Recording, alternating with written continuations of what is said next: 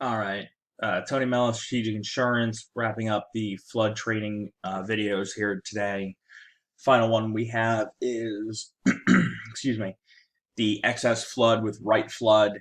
Again, we talked about this in the preceding videos, which were if you have a building that is higher has a higher replacement cost than 250,000, the banks are only going to require the 250 in the primary flood policy. But if the client does want to secure additional coverage, they can by way of the excess flood policy, and that's what they offer here. Not every house is eligible for it with Wright flood. We do have some other options. We have Clearwater Underwriters. We've got some other places we can go, but when it comes up, that's something you can absolutely reach out to the team and have them help you. Um, but in terms of just kind of getting the additional rate, this is essentially the quoting platform for it. When you complete the primary flood quote, it'll actually give you the option to quote the excess, and that's where we kind of launch into here. You'll see it will reference the existing primary policy, whether it's a policy number or a quote, to obtain the basic information here. So we have our underlying building limit of 250. We need a total of 750, so we get the excess limit of 500. 250 plus 500, 750 adds up. The clients decide they don't want additional contents, so that would be zero.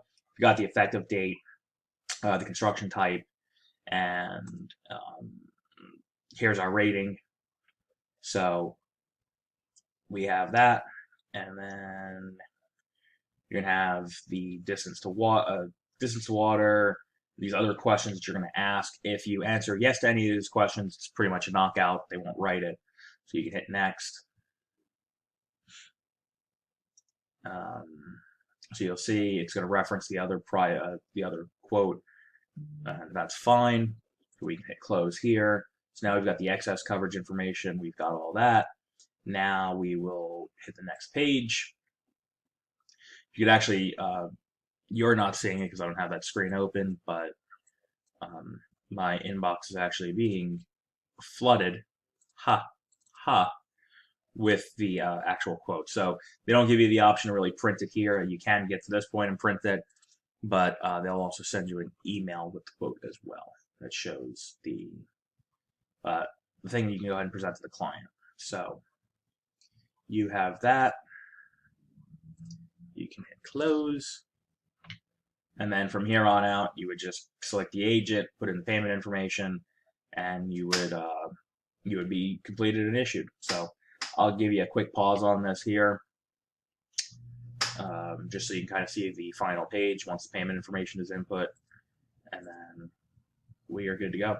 So bear with me just a second. All right, so once you've completed this application, you've input the payment, you can now go ahead and print your application and the quote if you need a quote. And you are all set. So you'll save this. You'll obviously go ahead, complete your checklist, put all the paperwork into the system, and send your client the receipt for the payment. And you have issued your excess flood policy. If you have any questions, feel free to reach out to the team. Again, flood can get a little complicated, a little complex, a little tricky, whatever word you want to call it. And so, there's each different risk can have different quirks and things that arise as to whether it's underwriting, whether it's capacity in a zip code, or take your pick. There are a number of other odds and ends things that go into it. So there's not always just a straight, here's what you do. But if there is, obviously we want to shortest direct route that we can use for the client that makes sense and is going to offer them the best protection. So any questions, just give us a call, reach out to us, email. We can go ahead and try to get this wrapped up for you and get you and your clients, get you more business, get your clients more protection, and help everybody sleep better at night. So, all right, guys, thanks.